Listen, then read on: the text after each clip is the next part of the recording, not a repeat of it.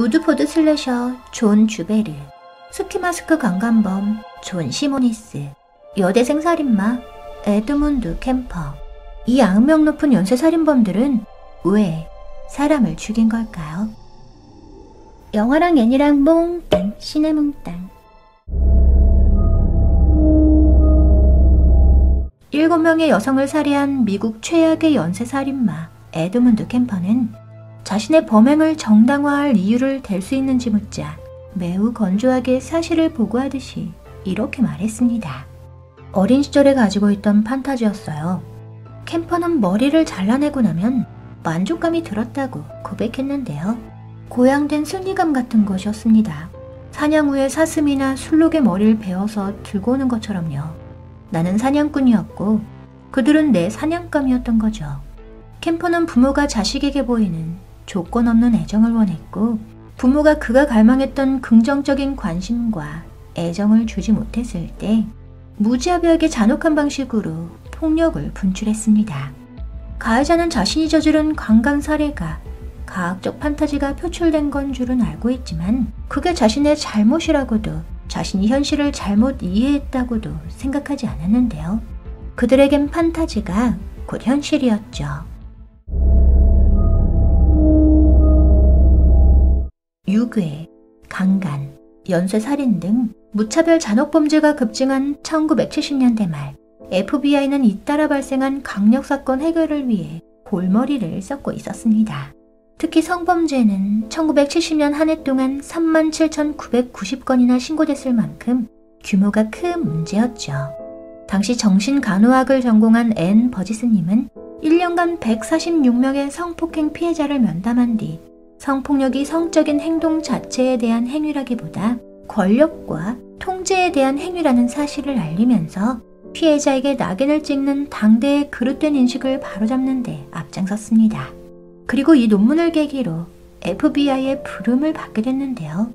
그녀는 악명 높은 살인자들과의 면담 내용을 녹음한 테이프를 듣자마자 질문 목록을 체계화하고 제대로 된 방법론을 적용한다면 연쇄살인범은 왜 사람을 죽이는가? 라는 근본적인 질문에 답을 할 수 있을 뿐 아니라 더 나아가 범죄자의 심리로 그들을 역추적해 잡을 수 있을 거라 생각했죠.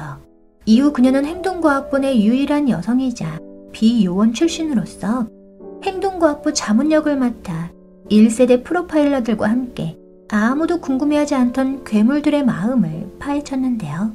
그 결과 어떤 사람의 사고 패턴을 예측해 행동까지 추론 가능하게 하는 방식인 프로파일링 기법이 탄생했습니다. 프로파일링 기법이 그 가치를 인정받으며 1세대 프로파일러였던 존 더글러스님과 로버트 레슬러님이 세간의 관심과 스포트라이트를 받는 동안 앤 버지스님은 드러나지 않는 곳에서 리서치를 계속했습니다. 프로파일링은 지속적인 연구와 수정이 있어야만 진가를 발휘할 수 있다고 생각했고 이 일의 목적이 언제나 피해자라는 사실을 잊지 않았기 때문이었는데요. 앤이 드러나지 않는 곳에서 수행한 작업은 FBI 행동과학부에 근본적이고 막대한 영향을 미쳤다.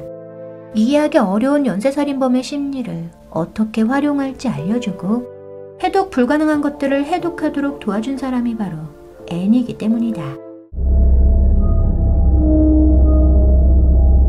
살인자와 프로파일러는 FBI 프로파일링 기법의 설계자 앤 버지스님의 인간 심연에 대한 보고서입니다.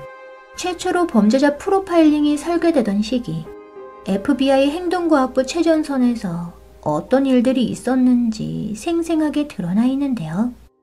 프로파일링과 수사물에 관심이 많은 분들에게 그리고 인간의 어두운 심연에 다가가는 방법과 그 의미에 대해 관심이 많은 분들에게 상당히 흥미로운 책일 겁니다. 프로파일러들의 회의실 미공개 속기록과 녹취록, 범죄 현장에 대한 묘사, 그리고 본인의 회상을 촘촘히 엮은 이 훌륭한 회고록은 오래도록 고통받는 피해자의 마음에 대한 전례 없는 통찰과 함께 우리에게 오래되고 근본적인 질문을 던지는데요. 인간이 다른 인간을 죽이도록 추동하는 요인은 무엇일까? 무엇이 그들을 다른 사람들과 구별되게 하는 걸까? 그리고 어떻게 그들을 멈출 수 있는가? 수십 년간 프로파일링을 해온 앤 버지스님의 답이 살인자와 프로파일러에 담겨 있습니다.